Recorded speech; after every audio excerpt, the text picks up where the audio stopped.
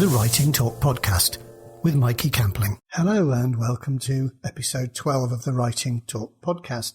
And today we're looking at the subject of writing faster and achieving your goals as a writer.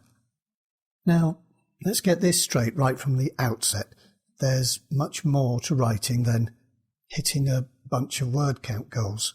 One of the problems with word counts and with making them public is that many writers feel like failures when they compare themselves to the word counts of prolific writers. Also, a word count target can feel very demotivating, and it can even be used as a stick we use to beat ourselves up with. Now, since we are trying to establish a working attitude to our writing and a positive mindset as one of the main tools in that working attitude, then any anxieties that we have about our word counts are very destructive. And sometimes we can have these anxieties just by having the word count goal there. We don't intentionally reflect on it so much. It's just sort of subconsciously almost, or perhaps in the back of your mind, something nagging away and telling you that you're not hitting that word count. So if there's so much to worry about with word counts, why do so many people and so many writers make a big deal of them?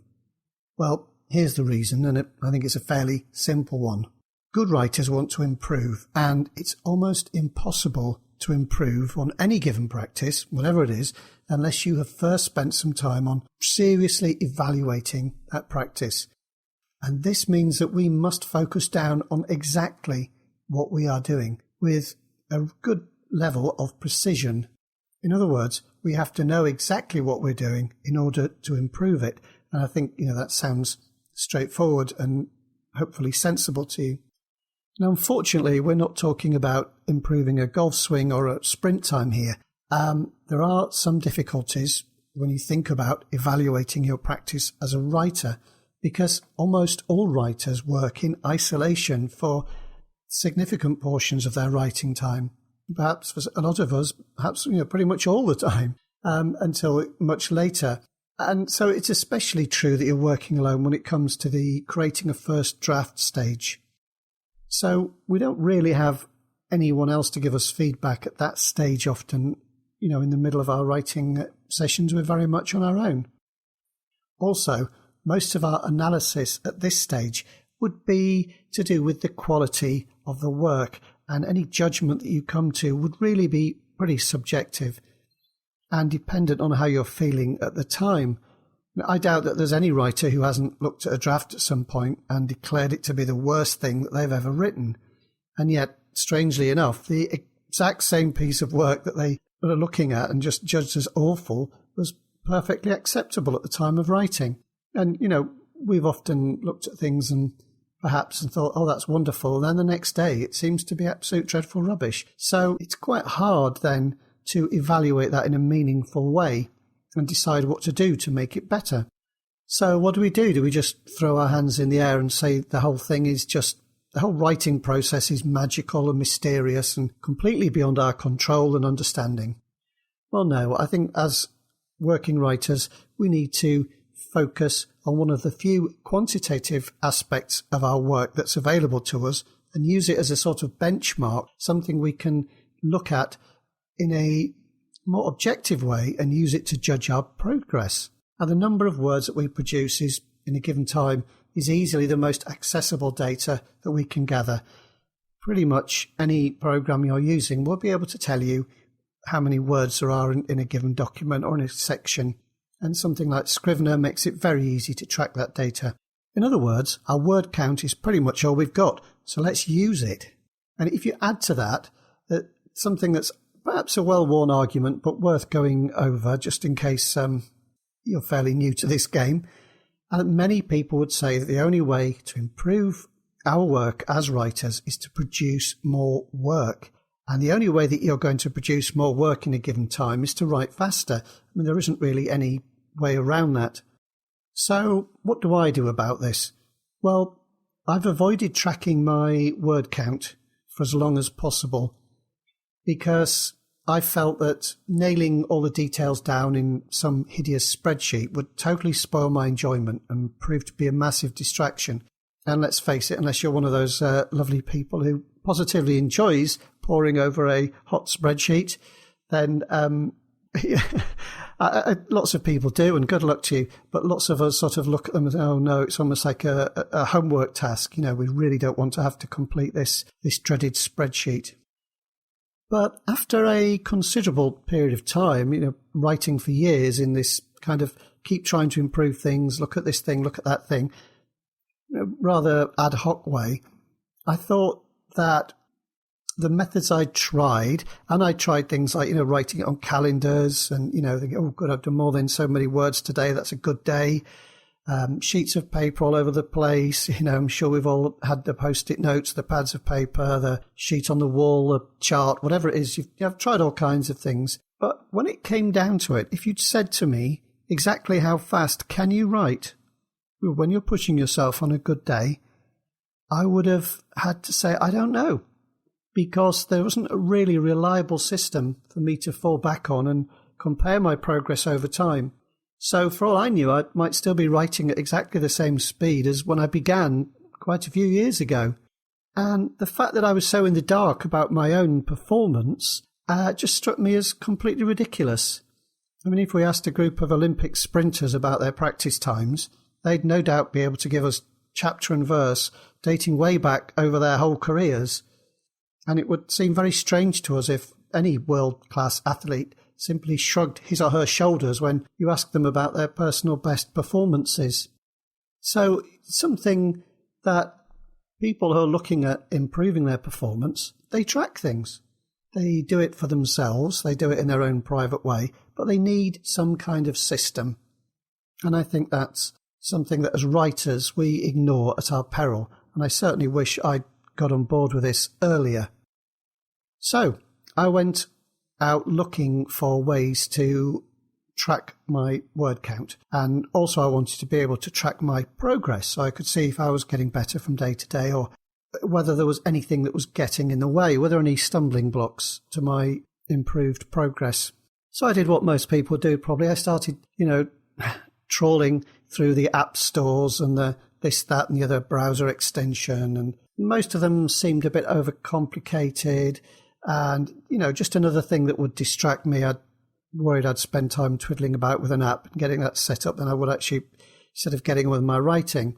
Now, there is one that is dedicated for writers, built by Chris Fox, and his website is chrisfoxwrites.com. It's only available for Apple devices, so it wasn't any good to me because I use Windows and Android, so I couldn't use that app. I can't comment on it, so it's something you can look into and try for yourselves if you like. Chris Fox also provides a spreadsheet, which you can find by Googling around, I should think. And it's to do with his book. He wrote a book with a slightly contentious, I think deliberately contentious title of 5,000 words per hour. And it's not a bad little book. It's worth a look. Don't be put off by the title. I think that is, rather an overblown title to grab your attention. But if you look at the book, it's a fairly short book, and it's not one of these that says, oh, you must do this, you must do that. There's a lot of good, practical, common sense advice in that book. And one of the things he recommends is this tracking business. And he does provide a spreadsheet, and I looked at it, and it didn't quite meet my requirements. I can't remember exactly what it was, but I looked at it and thought, no, that's not going to suit what I want. And I looked, again, wasted probably a lot of time looking for other people's spreadsheets online, and none of them quite met exactly what I wanted. Some of them were for something far too specific, like NaNoWriMo. Some of them weren't flexible enough or were perhaps a bit overcomplicated. So I thought, I have a reasonable amount of IT skill. I thought I'd just crack on and make my own. So I've made my spreadsheet fairly simple, and I put the emphasis on making each individual entry, which is one entry for each little writing session, very easy to complete. I only wanted to spend a few seconds just filling it in and then, save it and forget about it. And I left it quite open-ended as well, sort of fairly free form, so it doesn't matter if I write for one session a day or 5 or 6. There's plenty of space in there to put it all in. And I've worked towards a word count target of words per hour, which I've sort of programmed in so that some of the fields will react to that target, and they will make a calculation. So they'll be able to calculate a target figure, and they'll be able to calculate the actual rate that I achieved. And there's a couple of columns that will change colour as well if I actually hit those targets, and they show us, like plus or minuses hitting the target, and other ones. The word per hour will change colour if I hit the amount that I want it to. And those things are kind of programmed in, but not in a complex way, in a fairly easy way to change. Now, if you'd like a copy of that word count tracking spreadsheet, it's free on my website when you sign up for my newsletter at writingtalkpodcast.com/newsletter. And in the first letter that you get, as long as you confirm your subscription, I make sure everyone confirms, because I really hate spam. I don't want to be sending out spam. You'll get a link in a newsletter, and there's a poster in there, sort of writer at work poster to stick on your door just as an extra little thing. But the spreadsheet will be there downloadable from Dropbox. Now, you don't need a Dropbox account to download something from someone else's Dropbox. I think Dropbox will tend to prompt you to say, "Oh, just get an account, get a free account," but actually you don't need. You can dismiss that entirely. I'm afraid at the moment it's just an Excel spreadsheet. I will have a go at uploading it to Google Docs, and that link will also go in the newsletter if I get that working okay. I'm not sure how well it will convert, but it's worth a go. I will try and do that for you and see, because not everyone has Excel, of course. It's actually, I've been calling it a spreadsheet, but the resource you get is actually an Excel workbook, and there's one sheet in there which you can keep as a master sheet and leave blank, and it's very easy just to copy each sheet. You sort of click on the tab at the bottom and tell it to send it to the back or the front, depending where you want it. And that way you can keep filling in the sheets and have a blank one to copy each time. There are some instructions on the sheet, so hopefully they will help and be fairly self-explanatory. There's a space on there, as well as the time that you've written for and the date and the number of the session. There's a place to record some notes. So, for instance, if you've had a really good day, you feel you've done well, then you could jot down the factors that helped, that contributed to that success. Similarly, if a writing session doesn't go so well, you could make a note of what went wrong. For example, you could jot down and be honest, you were distracted by social media, or perhaps beyond your control there was some background noise, or a family event or something like that just kind of got in the way of that session. And that way, if you don't hit your target, you kind of, at least you're letting yourself down gently. You're not saying, "Oh, you fool, you can't do this, you're a failure." Saying, "Yeah, well, now I understand why." So, somebody's interrupted you. Perhaps you just make sure you have an agreement with them that you stick a notice on your door or something. Perhaps the free poster you get with the newsletter. So when I don't knock when that poster's up, please, unless it's an emergency. And it's always good to acknowledge the factors that slow you down, and just deal with them, whatever they are. Perhaps it's you were kind of stuck on exactly what you're writing, and so should you go back and look at your planning stage, and could you, separate a session where you just scribble, as I was saying in the previous podcast, just scribble down your ideas for 5 minutes before you start that session, and it does make the session ever so much more productive, because as you scribble, you'll see the little errors that you've made or the assumptions that you've made. And you think, "Oh, yeah, well, he can't do that because he hasn't got the key. So, he can't take that call. He hasn't got a phone."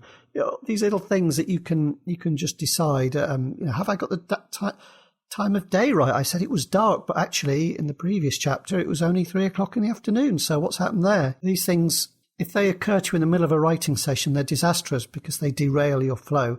And it's good if you can think of them up front. Now, as it stands, the workbook has 100 rows, because I thought that was quite a nice manageable number. I don't like to scroll down great long columns of information. I'd rather just copy to another sheet and carry on from there. But you can extend the columns if you wish. There's a handle at the bottom right of each cell, and you can click and hold on that and drag it down through the column, and it will extend whatever was above including any formulas and so on, and it will sort them out so that they aren't, adding up the wrong column or the wrong line. I'm going to do a screencast soon just to go through it and put that up on YouTube. I haven't quite got around to that yet. I will be doing that very soon. And I will put the YouTube video up on the website at writingtalkpodcast.com, so they'll be able to see it there. Well, I'll wrap that little talk on tracking your word count up for the moment. As your take-homes, as your action steps from this, give it a go. It does help. It helps you to actually have an objective measure each time you write that is recorded and builds up over time. I think those are the crucial elements. It has to be simple and straightforward, whatever you choose to do. If you don't want to use my spreadsheet, that's fine. You might want to make your own or find an app or something you can use. It has to be positive. It has to acknowledge where things go right and jot down where things go wrong so that you can work on those items. And really keep it simple. Whatever you do, stick to that principle. Okay, I'd like to just mention briefly what I've been reading. I have kind of given up on Jonathan Franzen's corrections. I don't like to give up on a book. I'll perhaps go back and finish it later. I've read lots of literary fiction. I often quite enjoy it. I like something I can get my teeth into. This one is just kind of a bit all over the place and sort of goes on and on in too much detail about things that don't seem to move the plot forward at all or particularly inform the characters. So it's one of those things, just a taste issue. It's not a question of technique or anything. I'm sure it's well written enough. It's just something that's not particularly to my taste at the moment. But there are some characters that I'm quite interested in. I would like to find out more about them. So what I've done, I've gone for a bit of a break. I've gone onto something with a totally different flavour. I've got a copy of the Doomsday Chronicles, a good old bit of sci-fi, edited by Samuel Peralta and written by several authors, quite a few of whom I've already heard of. Just as a total disclosure, I am sort of in touch vaguely with Samuel Peralta on Facebook, so I know of his work, and he's posted that he was able to offer a review copy. So I asked for a review copy, and so far enjoying it. I've read 3 of the stories already. They're varying lengths, and they're all on a kind of doomsday post-apocalyptic type scenario, and they're all very different, which is nice. I think anthologies, some people hate anthologies. I think you're bound to get some writers that you prefer more than others and some stories that you prefer more than others. I think that's just what you sign up for when you open an anthology. But on the other hand, the flip side of that is that you often find some new gems, and there's a couple of writers there already who I've kind of thought, I really like that story. I must go and check out what else they've done. So it's nice to have a little sort of taster menu when you get an anthology. So I do enjoy that. I like to get one every now and then and see what's going on. I probably post a review of this because I like it well enough, and that'll be going probably up on my site at mikeycampling.com. Now, I've made a bit more effort with the show notes. I'm gradually trying to improve the quality of the podcast and the experience for you, the listener. It's very good of you to come along and listen. You're very, very much appreciated, I can tell you. So I've done much more detailed show notes for this episode, and they'll be up on the site at writingtalkpodcast.com. So it's worth heading over there. And I hope I'm sort of getting the hang of the whole recording thing. I'm looking at investing in a new microphone because this one is a bit good at picking up the wrong kind of noises, but it's not too bad. And I'm gradually kind of improving. It's interesting. I apply the same sort of working attitude to learning about podcasting as I do to my writing. It's exactly the same attitude, the same kind of mindset. So I'm going out there, I'm learning, I'm seeing who's a good, reliable source of information, and I'm listening to podcasts, I'm reading blogs and things. And yes, when I look back, in a few episodes, I'll be able to look back and say, those earlier ones were pretty bad, actually, one way or another. That's the recording quality or whatever. Or maybe I rambled or spoke really quickly. All of those things, I'm just addressing one at a time. I'm not going to beat myself up about them. Sure, there's a learning curve. I think there is to anything. And I'd love it if you would take the same attitude to your writing. Just look at it all the time and think, okay, this was great. That needs a bit of help. That needs a bit of a shove. What do I need to do? Is there another source of information I need? and just look at it very objectively. There are far too many people who start writing and quit.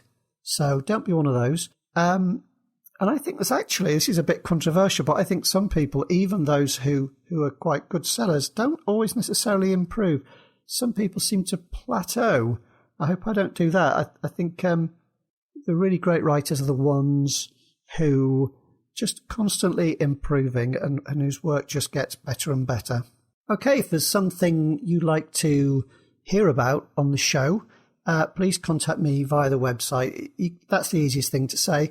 If you go there, you'll find links to the Facebook page and so on. That's quite a good method as a contact form. Obviously, a very good method, and that will come through to my email and so on. Just go through to there. I mean, the Twitter isn't probably the best way. There is a Twitter feed, but it's not terribly useful at the moment. Of course, you could always reach me directly on my website at mikeycampling.com. And there's a newsletter there as well. If you fancy a couple of free books, you can sign up there and you get some free books and other materials that come through to you over time. And that's a good way to actually go to my Facebook author page and mention things there. And it's always, if I get some good questions or comments, I'll be able to mention those on the show and perhaps give you a shout out if you'd like. That would be nice. Try and give something back. I hope you found this episode helpful. I hope I've convinced you to track your work. If this episode has been useful to you, or if you've enjoyed it, then please feel free to subscribe by whichever method is easiest for you.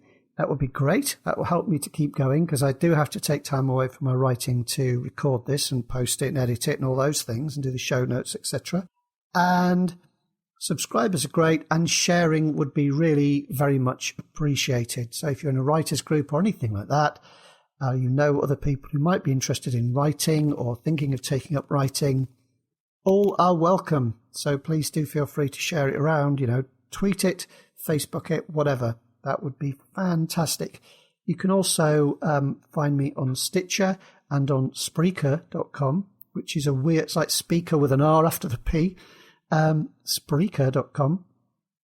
And I am still having a little bit of trouble with my iTunes feed, but the good folks at Apple Support Podcast team are on it. So hopefully something will happen there and that will be reinstated. You might find an old feed, but for the moment, other methods of subscribing are available. Okay, thank you very much for listening. And please keep up with your writing. Please feel free to leave comments as well on the website, but keep writing, keep tapping at the keys, keep scribbling away, and above all, keep smiling. Goodbye.